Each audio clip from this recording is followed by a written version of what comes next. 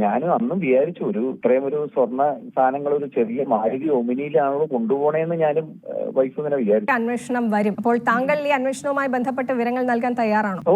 പിന്നെന്താ, എന്റെ ഇത് വന്ന് ഞാൻ അവിടെ പൂജയ്ക്ക് പോയി എന്റെ വീട്ടിൽ കൊണ്ടുവന്നിട്ടാണ് കൊണ്ടുപോയിരിക്കുന്നത്. ഉറപ്പായിട്ടും ശബരിമലയിലെ ഇത്രയും വിലയേറിയ ഒരു വസ്തുവക അത് ഈ ട്രാൻസ്പോർട്ടേഷൻ ഘട്ടത്തിൽ വരുമ്പോൾ അത് ഉത്തരവാദിത്തപ്പെട്ടവരാണോ, ഉത്തരവാദിത്തപ്പെട്ട രീതിയിലാണോ, ചട്ടങ്ങൾ അനുവദിക്കുന്ന രീതിയിലാണോ കൈമാറ്റം ചെയ്യുന്നത് എന്ന് താങ്കൾ പരിശോധിച്ചില്ല എന്നതൊരു ഗൗരവതരമായ വിഷയമാണെന്ന് ഇപ്പോൾ തോന്നുന്നുണ്ടോ? അല്ല, തീർച്ചയായിട്ടും. അല്ല, ഞാനും അന്നും വിചാരിച്ചു ഇത്രയും ഒരു സ്വർണ്ണ സാധനങ്ങൾ ഒരു ചെറിയ മാരുതി ഒമിനിയിലാണോ കൊണ്ടുപോകണേന്ന് ഞാനും വൈഫ് ഇങ്ങനെ വിചാരിച്ചു. ഇത്ര സേഫ് ആണോ ഇത്രയും സാധനങ്ങൾ കൊണ്ടുപോകുന്നത്, അതും ബൈ റോഡല്ലേ കൊണ്ടുപോകുന്നത്? അതങ്ങനെ എനിക്ക് തോന്നിയായിരുന്നു അന്ന്. അത് ബന്ധപ്പെട്ട അധികൃതരുമായി ഇപ്പോൾ താങ്കളെ പോലെ ഒരാൾക്ക് പലരെയും ആക്സസ് ചെയ്യാൻ ബുദ്ധിമുട്ടൊന്നും ഉണ്ടാകില്ല. ഈ ദേവസ്വം അധികൃതരുമായി ഇങ്ങനെ ഒരു കാര്യം നടക്കുന്നു, അതിലൊരു പരിശോധന വേണ്ടിയിരുന്നു എന്ന് തോന്നില്ലേ? അന്ന് അങ്ങനെ തോന്നിയില്ല കേട്ടോ. അദ്ദേഹം ഒരു അയ്യപ്പന്റെ ഒരു ഭക്തൻ, ബാംഗ്ലൂരിലുള്ള കുറെ ഭക്തർ ചേർന്ന് ചെയ്തു കൊടുക്കുന്നു. അപ്പൊ അതിങ്ങനെ കൊണ്ടുപോകുമ്പോൾ എന്റെ വീട്ടിലേക്ക് കൂടി ഒന്നിങ്ങനെ വന്നു പോകാനൊരു മഹാഭാഗ്യം കിട്ടിയില്ലെന്ന് മാത്രമേ തോന്നിയുള്ളൂ. വേറെ ഒന്നും തോന്നിയില്ല. തീർച്ചയായും അതൊരു ഭാഗ്യമായി താങ്കൾ കരുതുന്നു. പക്ഷെ അതിൽ ചട്ടലംഘനം, ചട്ടം മറികടന്നാണ്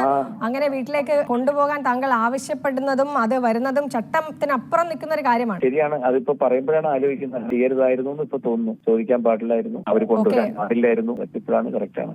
ഇത് എനിക്ക് തോന്നുന്ന ഒരു 4-5 വർഷമായി കാണും തോന്നുന്നു. ഇത് മദ്രാസില് പടത്തിൽ കാണിക്കുന്നത് ആ ഫാക്ടറിയുടെ ഫ്രണ്ട് റൂമാണ്. അവിടെ അമ്പത്തൂരിലുള്ള ഒരു ഫാക്ടറിയിലാണ് ഇത് ഉണ്ടാക്കിയത്. അപ്പൊ അവിടെ നിന്ന് ഇത് കൊണ്ടുപോകുന്നതിന് മുമ്പ്, ശബരിമലയ്ക്ക് പോകുന്നതിന് മുമ്പ് ഈ ഉണ്ണീഷം പോറ്റി ശബരിമല വെച്ച് ഞാൻ കാണാറുണ്ട്. എല്ലാ പ്രാവശ്യവും മകരവിളക്കിന് അദ്ദേഹം ഉണ്ടാവാറുണ്ട്. അപ്പൊ അദ്ദേഹം ഇങ്ങനെ വിളിച്ചു പറഞ്ഞു, ഒന്ന് ഉണ്ടാക്കി ശബരിമലയ്ക്ക് പോകുന്നുണ്ട്, എന്നിട്ട് അവിടെ ഒരു പൂജയുണ്ട്, അന്നത്തെ ദിവസം ഒന്ന് വന്നാൽ സന്തോഷം എന്ന് പറഞ്ഞു. അങ്ങനെ വീരമണി രാജുവിനെ വിളിച്ചിട്ടുണ്ട് എന്ന് പറഞ്ഞു. അദ്ദേഹം വന്നു. അദ്ദേഹം 2 പാട്ടൊക്കെ പാടി. ഞാനും അവിടെ നിന്നു, പൂജയിലൊക്കെ പങ്കെടുത്തു. ഞാനും മറ്റേ ആരത്തിയൊക്കെ എടുത്ത് കർപ്പൂരമൊക്കെ ഒഴിഞ്ഞ് നമ്മുടെ ജീവിതത്തിൽ കിട്ടുന്ന ഏറ്റവും വലിയ മഹാഭാഗ്യമില്ല അയ്യപ്പൻ അങ്ങടേക്ക് പോകുന്ന ഒരു സാധനം. അപ്പൊ ഞാൻ വിചാരിച്ചു എന്റെ ജീവിതത്തിലെ അയ്യപ്പനായിട്ട് തന്ന മഹാഭാഗ്യമായിട്ടാണ് വിചാരിച്ചത്. അത് ഇപ്പോഴും അങ്ങനെ തന്നെ വിചാരിക്കുന്നത്. ആലോചിച്ചു. അതായത് ഈ ശബരിമല ശ്രീകോവിലിന്റെ കട്ടളപ്പടിയും നടയും തന്നെ ആയിരുന്നു അത്, അങ്ങനെയാണോ താങ്കൾ ഇപ്പോഴും കരുതുന്നത്? അതെ, അത് തന്നെയാണ്. അവിടെ ഉണ്ടാക്കി അവിടെ വെച്ചിരുന്നു. ശബരിമലയ്ക്ക് പോകുന്ന മറ്റേ പഴയത് വല്ലാതെ പൊട്ടിപ്പോവോ തുരുമ്പ് പിടിച്ചു പോകും എന്തോ പറഞ്ഞു. അത് കഴിഞ്ഞിട്ട് പുതിയത് ഉണ്ടാക്കിയിരിക്കുകയാണ് ഇപ്പോൾ. താങ്കളുടെ വീട്ടിലേക്കും അതേ തുടർന്ന് ഇത് എത്തിച്ചിരുന്നു? വീട്ടിലേക്ക് എത്തിച്ചിരുന്നെങ്കിൽ മഹാഭാഗ്യല്ലേ. ഒന്ന് ആലോചിച്ച് നോക്കൂ. ശബരിമലയ്ക്ക് പോകുന്ന സ്ഥാനം എന്റെ പൂജാമുറിയിൽ വന്നിട്ടാണ് പോകണമെങ്കിൽ. ഇത് ഇപ്പൊ കാണിക്കുന്ന അമ്പത്തൂരാണ് കേട്ടോ. അമ്പത്തൂർ ഒരു ഫാക്ടറിയുടെ ഫ്രണ്ട് റൂമാണ്. അതായത് ഇതിലെ ഈ